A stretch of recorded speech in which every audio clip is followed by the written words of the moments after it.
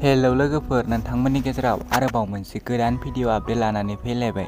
नैबे गोदान भिडिअनि फुल आपडेटखौ मिथिनो थाखाय नैबे भिडिअखौ जोबजासिम नायलां, होनब्लासो मिथिगोन नैबे गोदान भिडिअखौ बबे चेनेलाव होदों। लोगोफोर, नोंथांमोना आंनि चेनेलाव गोदानै हाबसनफैदोंब्ला आंनि चेनेलखौ साबस्क्राइब खालामनानै गालांदो बेफोरबायदि गोदान भिडिअनि आपडेट मोनबाय थानो थाखाय।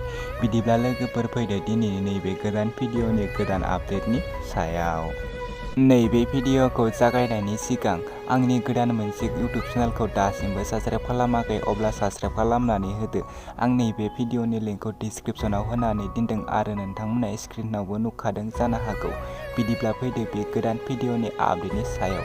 लोगोफोर, दिनैनि नैबे गोदान भिडिअनि आपडेटनि टाइटेलानो जादों खस्थ'नि फिथाइ।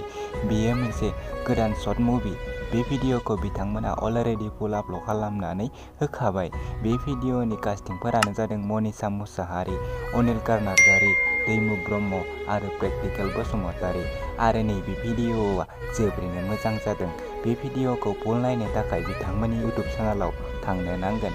बे भिडिअनि कनसेप्ट आरो डायलगानो जादों प्रेक्टिकेल बसुमतारी।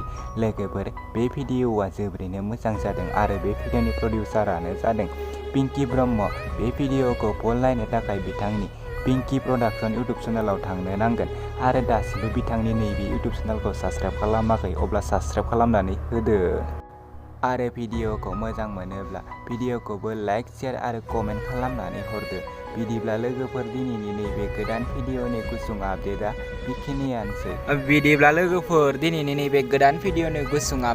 बेखिनियानोसै। आंनि चेनेलखौ दासिमबो साबस्क्राइब खालामाखै, अब्ला आंनि चेनेलखौ साबस्क्राइब खालामनानै होदो बेफोरबायदि गोदान भिडिअनि आपडेट नोंथांमोना मोनबाय थानो थाखाय। लोगोफोर, नोंथांमोनाबो बेफोरबायदि गोदान भिडिअनि आपडेट होनोब्ला नोंथांमोना आंखौ डिसक्रिपसनाव कमेन्ट खालामनानै हरदो लोगोफोर।